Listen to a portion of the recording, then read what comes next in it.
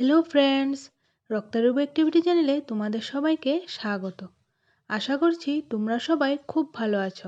আমার আজকের রেসিপি হলো ফুলকপি দিয়ে মাছের ঝোল। মাছের ঝোল তো আমরা বাঙালিদের ভীষণই প্রিয় একটা খাবার। তবে শীতের এই ফুলকপি দিয়ে মাছের ঝোল তৈরি করলে কিন্তু এর স্বাদ আরও দ্বিগুণ বেড়ে যায়। চলো তাহলে রেসিপিটি শুরু করি। আমি এখানে 4 পিস টাটকা কাতল মাছ নিয়েছি।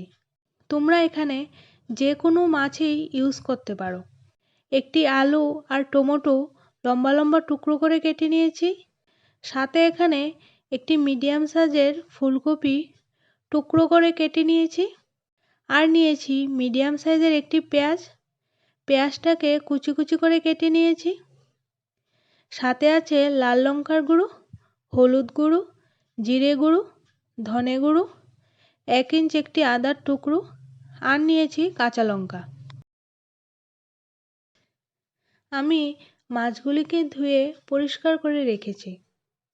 এখন এর মধ্যে নুন, হলুদ আর সামান্য পরিমাণে লঙ্কার গুঁড়ো দিয়ে মাছগুলিকে মাখিয়ে নেব।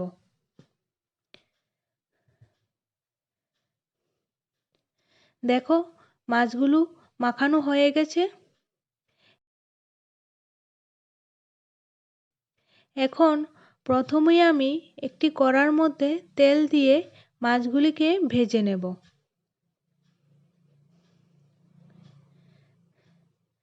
তেল গরম হয়ে গেছে, এবারে মাছগুলিকে দিয়ে দেব। গ্যাসের ফ্লেমটাকে মিডিয়ামে রেখে মাছের পিসগুলিকে লাল লাল করে ভেজে নেব। দেখো একটা সাইড ভাজা হয়ে গেছে, এখন উল্টে দিয়ে অপর সাইডটাকেও ভেজে নেব। দুটো সাইডই ভালোভাবে ভাজা হয়ে গেছে, এখন মাছগুলিকে নামিয়ে নেব।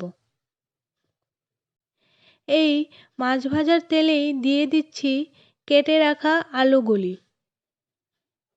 আলুগুলির মধ্যে পরিমাণ মতো নুন আর হলুদ গুঁড়ো দিয়ে আলুগুলিকে ভেজে নেব।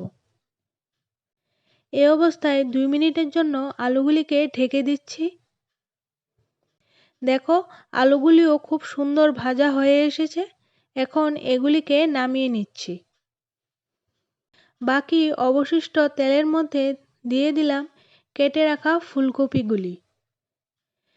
এখন এগুলির মধ্যে সামান্য হলুদ গুঁড়ো দিয়ে নেড়েচেড়ে ঢাকা দিয়ে দেব, যেন কপিগুলি খুব সুন্দরভাবে সেদ্ধ হয়ে যায়।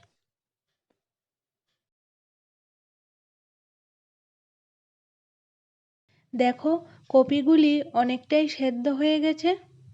এখন এর মধ্যে দেব স্বাদ অনুসারে নুন। নুনটা আমি আগে ইউজ করিনি, কারণ প্রথমেই যদি আমি নুন দিয়ে দিতাম তাহলে অনেকটাই জল বেরোতো। দেখো কপিগুলিকে কিন্তু অনেকটাই লাল লাল করে ভেজে নিয়েছি। এখন এগুলিকে তুলে নিচ্ছি। কড়াইতে আবারও দিয়ে দিচ্ছি সামান্য পরিমাণে তেল। তেল গরম হয়ে গেছে, এর মধ্যে দিয়ে দিচ্ছি কুচানো পেঁয়াজ। এবার পেঁয়াজগুলিকে মিডিয়াম ফ্লেমে হালকা গোল্ডেন কালার করে ভেজে নেব। দেখো পেঁয়াজগুলিতে কিন্তু হালকা গোল্ডেন কালার চলে এসেছে। এখন এর মধ্যে দিয়ে দেব সমস্ত গুঁড়ো মশলা আর আদা বাটা। এখন মশলাগুলিকে একসাথে কষিয়ে নেব। দেখো মশলাটা 50% কষানো হয়েছে। এই অবস্থায় দিয়ে দেব কেটে রাখা টমেটোগুলি। টমেটোর সাথে মশলা হালকা নেড়েচেড়ে নিয়ে দিয়ে দিলাম নুন। এখন সব মিশিয়ে নিয়ে ঢাকা দিয়ে দেব 2 মিনিটের জন্য, যাতে করে টমেটোটা অনেকটাই সফট হয়ে যাবে। দেখো টমেটোগুলিও অনেকটাই সফট হয়ে গেছে আর মশলাটাও কষানো হয়ে গেছে। এখন অ্যাড করছি পরিমাণ মতো জল। জল দিয়ে মশলার সাথে নেড়েচেড়ে নিয়ে দিয়ে দিচ্ছি ভেজে রাখা ফুলকপি আর আলুগুলি।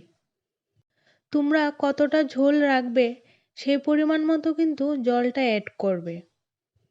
আর দিলাম কাঁচা লঙ্কা। এবারে ঢেকে রান্না করব 5 মিনিটের জন্য। দেখো সমস্ত কিছু খুব ভালোভাবে সেদ্ধ হয়ে গেছে। এখন দিয়ে দিচ্ছি ভেজে রাখা মাছগুলি। মাছগুলি একটু ডুবিয়ে ডুবিয়ে দিলাম। আবার 2 মিনিট মতো ফুটিয়ে নেব। সবার শেষে দিয়ে দিচ্ছি গরম মশলা। দেখো ফুলকপি দিয়ে মাছের ঝোলটা কিন্তু আমাদের রেডি হয়ে গেছে। তোমরা বাড়িতে অবশ্যই ট্রাই করবে, খেতে কিন্তু খুবই ভালো লাগবে। রেসিপিটি যদি ভালো লেগে থাকে তাহলে একটি লাইক করে ফ্রেন্ডস এবং ফ্যামিলির সাথে শেয়ার করার অনুরোধ রইল। আর এরকম ইজি রেসিপির আপডেট পেতে আমার চ্যানেলটিকে সাবস্ক্রাইব করে রেখো। তবে বন্ধুরা, তোমাদের সাথে আবারও দেখা হচ্ছে নতুন একটি রেসিপির সাথে। ততক্ষণের জন্য তোমরা এই রেসিপিটাকে এনজয় করো। Good bye.